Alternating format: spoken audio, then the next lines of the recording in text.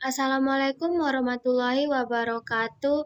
Baiklah, pada pertemuan kali ini kita akan membahas materi tentang keterampilan berbicara dalam bentuk wawancara yang diampu oleh Ibu Dr. Randa Ermawati Arif, MPD. Kita akan memperkenalkan diri terlebih dahulu, yaitu saya Juliana Koto dengan NIM 22016185 dari Prodi Pendidikan Bahasa dan Sastra Indonesia. Hari membahas materi tentang pengertian wawancara, jenis-jenis wawancara, jenis pertanyaan dalam wawancara, dan praktik dalam wawancara. Pertama yaitu pengertian wawancara. Wawancara didefinisikan sebagai percakapan face-to-face atau tatap muka di mana salah satu pihak menggali informasi dari lawan bicaranya. Menurut Black and Champion tahun 1976, wawancara adalah salah satu komunikasi verbal dengan tujuan mendapatkan informasi dari salah satu pihak. Menurut True tahun 1983, wawancara adalah percakapan antara dua orang mengenai suatu subjek yang spesifik, sebuah proses komunikasi interaksional dengan tujuan yang telah ditetapkan untuk mendalami tema tertentu melalui deretan pertanyaan. Definisi yang lebih terperinci dikemukakan oleh Swett and Cass tahun 2000, yaitu wawancara adalah proses komunikasi interaksional antara dua pihak. Paling tidak, salah satu dari pihak tersebut mempunyai satu tujuan antisipasi dan serius serta biasanya termasuk dengan tanya jawab. Wien juga menambahkan bahwa wawancara dilakukan untuk mencapai tujuan tertentu. Baiklah, materi yang kedua yaitu jenis-jenis wawancara. Menurut Nawawi dan Hardari, jenis wawancara antara lain wawancara terstruktur, wawancara tidak terstruktur, dan semi wawancara terstruktur. Apa itu wawancara terstruktur? Wawancara terstruktur digunakan ketika interview atau mempersiapkan daftar pertanyaan terlebih dahulu sebelum diajukan kepada interview dan untuk urutannya tidak diubah. Wawancara terstruktur memiliki lebih banyak kelebihan dibandingkan wawancara yang tidak terstruktur. Wawancara ini kemungkinan pembandingan hasil antara suatu kasus dengan kasus lainnya. Kelebihan dari wawancara terstruktur yaitu di mana pertanyaan menggunakan kalimat tertutup adalah interview dapat mengontrol waktu dan dapat mengarahkan interview kepada informasi yang lebih spesifik dan yang dapat diinginkan. Wawancara semi terstruktur adalah interview yang telah mempersiapkan daftar pertanyaan yang akan diajukan kepada interviewee, tetapi urutan pengajuan pertanyaan-pertanyaan tersebut bersifat fleksibel karena tergantung pada arah pembicaraannya. Sedangkan wawancara tidak terstruktur adalah wawancara yang tidak terstruktur dipilih untuk digunakan ketika interview, tidak menggunakan paduan apapun dan arah pembicaraan bersifat spontanitas. Selain itu juga, kita dapat juga mendefinisikan jenis-jenis wawancara dalam dunia kerja, yaitu wawancara standar, di mana wawancara tersebut merupakan jenis wawancara yang paling umum digunakan. Saat menjalani wawancara tersebut, umumnya akan diwawancarai oleh pewawancara. Orang yang jadi pewawancara tersebut bisa seorang staf personalia, manajer departemen, atau utusan dari departemen. Yang kedua dari wawancara dunia kerja ini adalah wawancara perilaku. Wawancara perilaku atau behavior interview fokus pada perilaku masa lalu narasumber untuk memprediksi perilakunya di masa depan. Yang ketiga adalah wawancara situasional. Wawancara situasional ini fokus pada kinerja masa depan narasumber. Umumnya, pewawancara kerja akan memberikan narasumber sebuah masalah dan bertanya bagaimana caranya menyelesaikan masalah tersebut. Yang keempat adalah wawancara kasus, yaitu wawancara yang digunakan pada perusahaan konsultan. Wawancara ini fokus pada bagaimana kamu menyelesaikan sebuah atau beberapa isu bisnis yang spesifik. Pertanyaan yang diajukan bisa berupa pertanyaan kuantitatif. Yang kelima adalah wawancara via telepon. Wawancara ini biasanya digunakan perusahaan asing yang lokasinya tidak berada di daerah atau di negara tersebut. Yang keenam adalah wawancara presentasi. Dalam wawancara presentasi, seorang yang melamar pekerjaan akan diberikan sebuah isu bisnis dan diminta mempresentasikan solusi ke satu atau lebih karyawan perusahaan tersebut. Ada juga jenis-jenis wawancara berdasarkan pelaksanaannya, yaitu wawancara bebas, di mana wawancara tersebut bebas menanyakan apa saja kepada responden atau narasumber. Namun, pertanyaan tersebut harus berhubungan dengan data-data yang diinginkan. Yang kedua adalah wawancara terpimpin, di mana pewawancara sudah dibekali dengan daftar pertanyaan yang lengkap dan terperinci. Yang ketiga adalah wawancara bebas terpimpin, di mana pewawancara mengkombinasikan wawancara bebas dengan wawancara terpimpin. Yang pelaksanaannya, pewawancara sudah membawa pedoman tentang apa-apa yang akan ditanyakan secara garis besarnya. Berikut juga ada jenis-jenis wawancara yang ada di dalam dunia jurnalistik, baik media cetak lokal, online, atau media audiovisual, yaitu wawancara dengan janji terlebih dahulu. Biasanya sering disebut dengan interview by appointment. Dalam jenis wawancara ini yang terpenting adalah melakukan persiapan matang terlebih dahulu, seperti mencari tahu latar belakang orang yang akan diwawancarai. Selain itu, pokok-pokok yang akan diwawancarai juga harus dipahami dengan matang. Yang kedua adalah wawancara langsung, di mana wawancara ini yang disiarkan secara langsung, bagian yang terpenting yang dapat direkam untuk digunakan kelak sebagai interaksi audio yang aktual. Wawancara di tempat kejadian. Wawancara di tempat kejadian ini sering pula disebut dengan on-the-spot interview. Cara wawancara seperti ini biasanya dilakukan saat sedang ada peristiwa kecelakaan besar atau bencana alam. Yang keempat adalah jumpa pers. Jumpa pers sering pula disebut dengan wawancara jenis news common.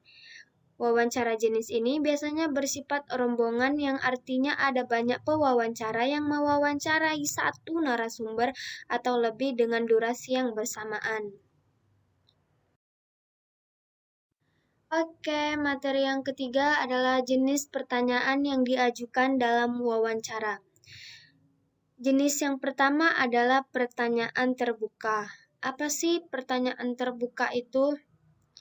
Maksud dari pertanyaan terbuka adalah pertanyaan yang menghendaki jawaban yang luas dan bebas.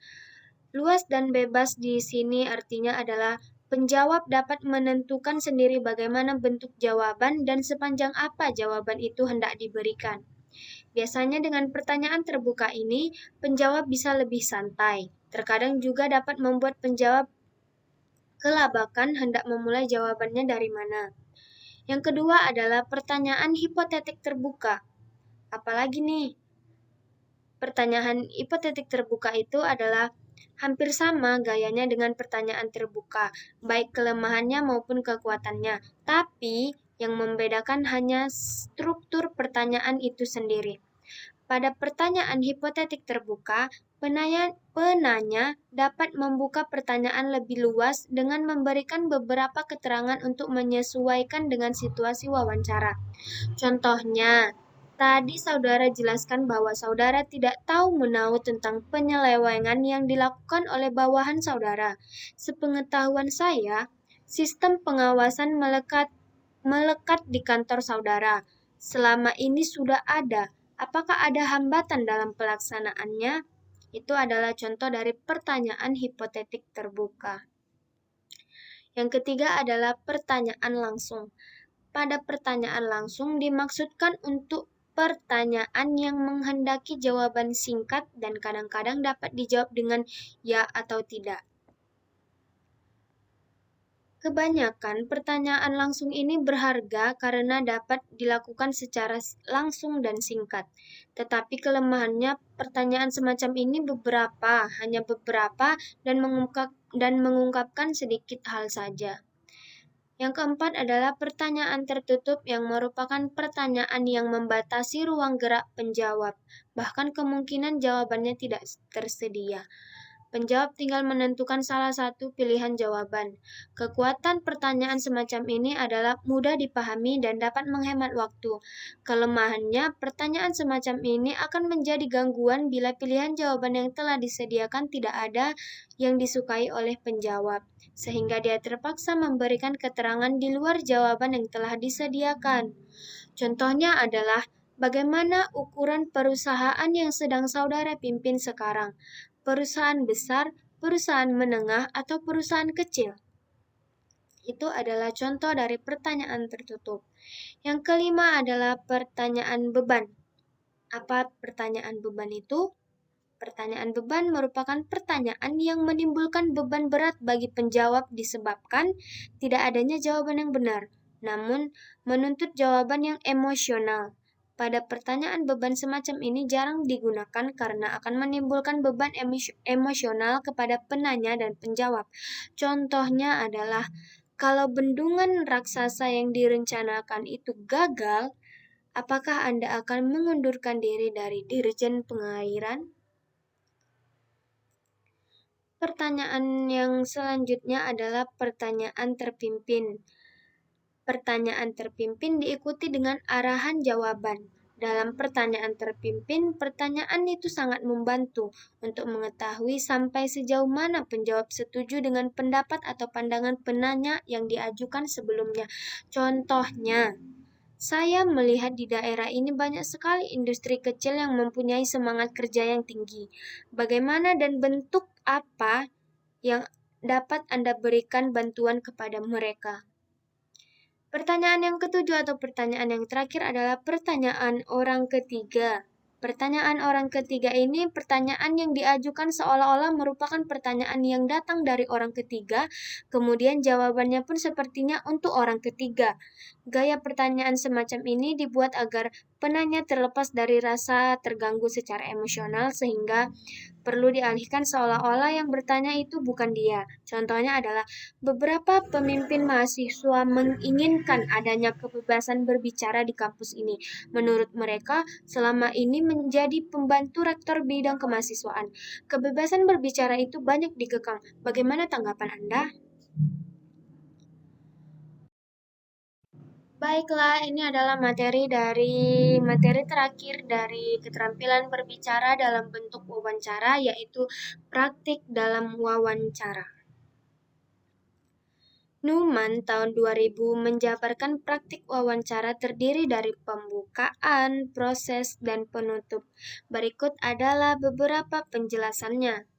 Yang pertama adalah pembukaan. Berisi mengenai perkenalan dan penjelasan tujuan wawancara oleh interviewer kepada interviewee. Yang kedua adalah prosesnya. Proses merupakan pelaksanaan wawancara di mana terjadi kegiatan tanya jawab antara interviewer dengan interviewee dengan tujuan memberikan dan menerima informasi. Selama pelaksanaan wawancara, interviewer perlu melakukan probing atau penyelidikan untuk menjelaskan makna jawaban yang diberikan oleh interviewee. Mencatat hasil wawancara juga perlu dilakukan oleh interviewer karena daya ingat yang terbatas sehingga tidak mungkin mengingat seluruh isi pembicaraan dengan interviewee. Yang ketiga adalah penutup. Wawancara yang ideal dilakukan ketika interviewer menyimpulkan isi wawancara dan kemudian mengucapkan terima kasih kepada interview. Berdasarkan uraian di atas, maka dapat disimpulkan bahwa ada 3 langkah proses inti dalam wawancara, yaitu pembukaan, proses, dan penutup. Adapun wawancara itu adalah dialog antara peliput berita dengan narasumber, dan wawancara itu perlu diketahui seluk-beluk narasumbernya. Aturan di dalam wawancara adalah penanya harus mengelakkan pertanyaan yang pribadi bagi narasumber. Penanya hendaknya memperhatikan jalan pikiran atau hubungan logis antara pertanyaan-pertanyaan yang dikemukakan. Penanya sebaiknya memberikan kuesioner dan narasumber hendaknya membaca hasil catatan dari wawancara. Baiklah, ini adalah tahap akhir dari presentasi saya, yaitu kesimpulan. di mana wawancara adalah proses komunikasi interaksional antara dua pihak. Paling tidak, salah satu dari pihak tersebut mempunyai satu tujuan antisipasi dan serius serta biasanya termasuk dengan tanya jawab. Secara umumnya, wawancara memiliki tiga jenis wawancara, yaitu wawancara terstruktur, wawancara semi terstruktur, dan wawancara tidak terstruktur. Baiklah, mungkin selama saya presentasi terdapat banyak kesalahan kata, kekeliruan, atau kekurangan materi dan penjelasan. Untuk itu, saya mohon maaf sebesar-besarnya jika ada kekurangan yang mengganggu para pendengar. Dan terima kasih telah menyaksikan presentasi saya, dan saya tutup dengan wassalamualaikum warahmatullahi wabarakatuh.